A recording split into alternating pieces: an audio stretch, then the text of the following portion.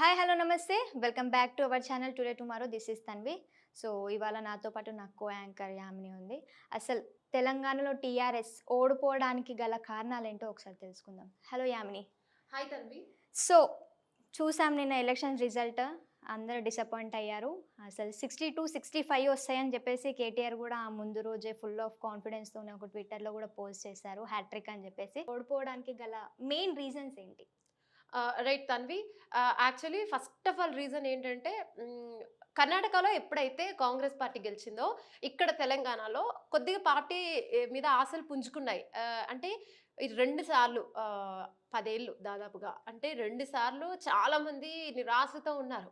So ప్రజలు కూడా కొద్దిగా 2 సార్లు కేసీఆర్ గారి పాలన చూసాం. సో ఒకసారి కాంగ్రెస్కి ఛాన్స్ ఇద్దామని కొందరు ఆలోచన, ఒక 10% పీపుల్స్ అట్లా అనుకున్నారు. ఇంకొందరు ఏంటంటే కర్ణాటకలో ఎప్పుడైతే కాంగ్రెస్ గెలిచిందో అప్పుడు కాంగ్రెస్ జనాలలో కార్యకర్తలలో కూడా కొద్దిగా జోష్ పెరిగింది. రైట్, కర్ణాటకలో వచ్చింది, అక్కడ హిమాచల్ ప్రదేశ్లో కూడా ఉంది. సో ఇక్కడ తెలంగాణలో ఎందుకు రాదు, మనం గట్టిగా ట్రై చేస్తే ఈ ఒక్కసారి గెలిపించుకుందామనే హోప్ మీదనే చాలా మంది ఉన్నారు. సో కర్ణాటకలో కాంగ్రెస్ పార్టీ విజయం సాధించడంలో సునీల్ కనుగోలు కొద్దిగా కీలక పాత్రని పోషించారని చెప్పుకోవచ్చు అక్కడ కూడా. సో ఈ వ్యవహారకర్త సునీల్ కనుగోలు తెలంగాణలోను కూడా ఆయనే సక్సెస్ అయ్యారు.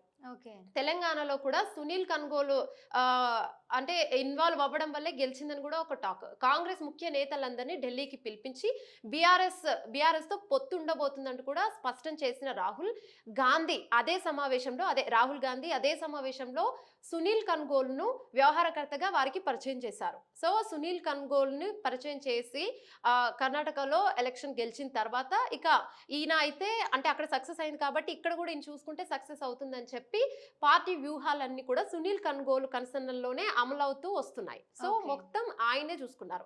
అంటే ముఖ్య అభ్యర్థుల ఎంపికలో కూడా సునీల్ కనుగోలు పాత్ర కీలకంగా ఉంది. సో అంటే ఆ మొత్తం నమ్మకం భరోసా ఆయన మీదే పెట్టారు కాబట్టి ఆయా నియోజకవర్గాల్లో పార్టీ అభ్యత్వానికి నాయకత్వం సూచించిన వారిపై క్షేత్రస్థాయి సర్వేలు కూడా ఇక నిర్వహించిన ఎవరు సరైన అభ్యర్థులో తేల్చడం, ఎవరు దీనికి సరైన వారు కారో అని కానప్పుడు ఇతర పార్టీలో ఉన్న వారిపైన కూడా ఆయన సర్వేలు చేసి సరైన అభ్యర్థి అని తేలితే పార్టీలోకి తీసుకురావడం వంటివి సునీల్ కనుగోలు ఆధ్వర్యంలోనే మొత్తం జరిగాయి. సో ఇవి మొత్తం ఆయనే చూసుకున్నారు. పోల్ మేనేజ్మెంట్ లోను పోటీ పడేందుకు ఆర్థికంగా బలంగా ఉన్న వారిని కూడా ఎంపిక చేయడం కూడా సునీల్ కనుగోలు వ్యూహంలోనే జరిగింది. సో ఇది కూడా ఆయన చేసిన దాంట్లో. సో కొన్ని వర్గాలైతే మొత్తము బీఆర్ఎస్ పథకాలకు ధీటైన హామీల రూపకల్పన ప్రచార వ్యూహాలు కూడా ఆయన ఆధ్వర్యంలోనే జరిగినట్లు తెలిపాయి. ఎందుకంటే కర్ణాటకలో కూడా ఒక గ్యారంటీ ఇచ్చారు, అంటే ఫ్రీ బస్సెస్ లేడీస్ కి. సో ఇట్లాంటివన్నీ కూడా అక్కడ ప్రజలు వాళ్ళు ఇచ్చిన పథకాలకి ఆహుతులయ్యారు. సో ఇక్కడ కూడా కొన్ని 6 గ్యారంటీ స్కీమ్స్ ఇచ్చారు కదా, వాటికి కట్టుబడి వాటికి మేము ఖచ్చితంగా వచ్చిన 6 నెలల్లోనే ఇవన్నీ చేస్తామన్నందుకు ప్రజలు కూడా నమ్మారు దాన్ని. ఇంకొకటి సునీల్ కనుగోలు ఆయనది కూడా సక్సెస్ అయింది. జనాలు కూడా ఒక ఛాన్స్ ఇద్దాం ఈసారి కాంగ్రెస్ కి, 2 సార్లు మనం టీఆర్ఎస్ కి చూసాం కదా అన్న కోణంలో ఆలోచించారు. ఇంకా మెయిన్ రీజన్ అయితే నిరుద్యోగుల దీక్ష, అదైతే మనం బలంగా చూస్తాం. ప్లస్ ఇక్కడ ప్రబలిక ఎప్పుడైతే చనిపోయిందో అప్పుడు కేటీఆర్ గారు చేసిన ఒక ట్వీట్ కావచ్చు, ఒక మాట TV9 లో ఆయన డైరెక్ట్ గా చెప్పారు.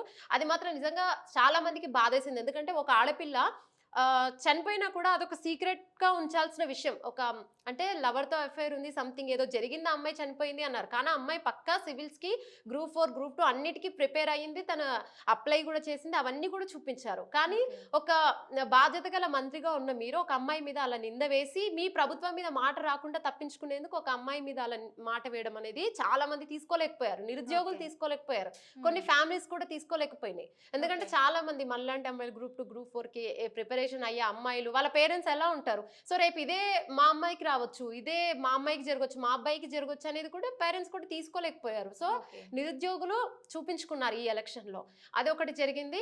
ఇంకా స్కీమ్లు కొన్ని అంటే దళిత బంధు ఇలాంటివి కొందరికి కాంగ్రెస్ కావచ్చు, టీఆర్ఎస్ కావచ్చు, బీఆర్ఎస్ ఏదైనా కావచ్చు, బీజేపీ కావచ్చు, ఎప్పుడైనా ఒక స్కీమ్ విడుదలైంది పార్టీ నుంచి అంటే వాళ్ళ నమ్ముకున్న కార్యకర్తలు లీడర్స్ వాళ్ళకి ముందు ఆ పథకాలు అందుతూ ఉంటాయి.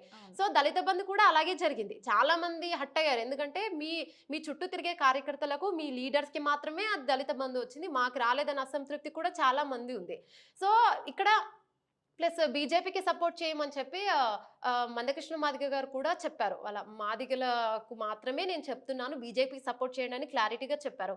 అప్పుడు మాల కులస్తులు ఎవరైతే ఉంటారో వాళ్ళ ఓట్లన్నీ కూడా వేరే వేరే కాంగ్రెస్‌కి పడొచ్చు, బీఆర్ఎస్‌కి పడొచ్చు చెప్పలేం. అవును. అక్కడ కూడా ఓట్లు చీలిపోయినాయి. సో, కొల్లాపూర్‌లో చూస్తే బర్రెలక్క అక్కడ కాంగ్రెస్‌ని గెలిపించడానికి అంటే ఓట్లు చీలి కాంగ్రెసే గెలిచిందన్నమాట కూడా వినిపించింది. అవును. సో, ఇట్లా చాలా విషయాలు ఈ ఎన్నికల్లో చాలా మార్పులు జరిగాయి. ఇట్లా చాలా జరుగుతూ వచ్చాయి. ప్లస్ ఇంతకుముందు కవిత కూడా లిక్కర్ స్కామ్‌లో ఇరుక్కోవడము అది కూడా పెద్ద ఇష్యూ అయింది. సో, కవిత అయితే ఈసారి ఎన్నికల్లో పోటీ చేయలేదు. చేసుంటే అసలు డిపాజిట్లు కూడా వచ్చేవి కాదని నాకు మాత్రం అనిపించింది. ఎందుకంటే ఓకే. కేసీఆర్ గారికే రాలేదిక్కడ.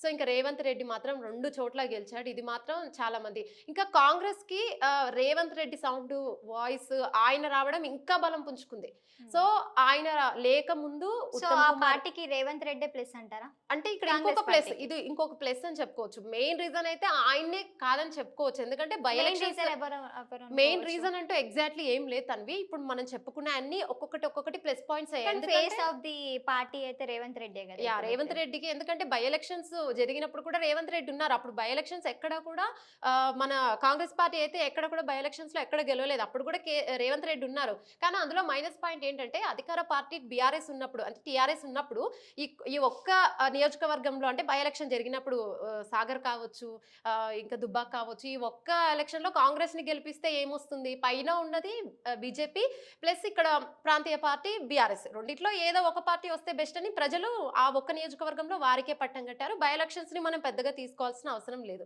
ఓకే. కాకపోతే ఈ ఎలక్షన్ లో ఇవన్నీ అంటే ఇందాక చెప్పుకున్నాం సునీల్ కొనుగోలు కావచ్చు, అక్కడ కర్ణాటకలో విజయం సాధించినందుకు ఇక్కడ కొన్ని హోప్స్ వచ్చాయి. ప్లస్ రేవంత్ రెడ్డి సౌండింగ్ కావచ్చు. ఆ, ఒక్కొక్కరు అంటే కర్ణాటకలో గెలిచినప్పటి నుంచి పెద్ద పెద్ద లీడర్స్ అందరూ బీఆర్ఎస్ లో నుంచి బీజేపీలో నుంచి ఇక వరుసగా రావడం. కాంగ్రెస్ లోకి వచ్చారు. ప్లస్ బీజేపీలో కూడా బండి సంజయ్ ఎప్పుడైతే దించేశారో అక్కడ కూడా సౌండింగ్ తగ్గిపోయింది. సో అవన్నీ ఒక్కొక్కటి ప్లస్ పాయింట్లు జరుగుతూ ఇక మొత్తానికి కాంగ్రెస్ అయితే గెలిచింది. మామూలుగా కాదు, భారీ మెజార్టీతో గెలిచింది. సో అవును. ఇలాంటి చిన్న చిన్న ప్లస్ పాయింట్సే ఈ ఎలక్షన్స్ అంటే ఒక పార్టీ గెలవడానికి రీజన్ అని సో ఇప్పుడు ఎగ్జాంపుల్ గా జరిగింది. చూద్దాం మళ్ళీ నెక్స్ట్ ఎలక్షన్ లో ఇలాంటి ప్లస్ పాయింట్స్ ని మైనస్ పాయింట్స్ ని గమనించి ప్రభుత్వం అంటే గెలవడానికి ఎలాంటి సూచికలు తీసుకుంటుందో చూద్దాం. ఇప్పుడైతే మనం కాంగ్రెస్ పార్టీకి అయితే కంగ్రాచులేషన్స్ చెప్దాం. Okay. Thank you Yamini. Right.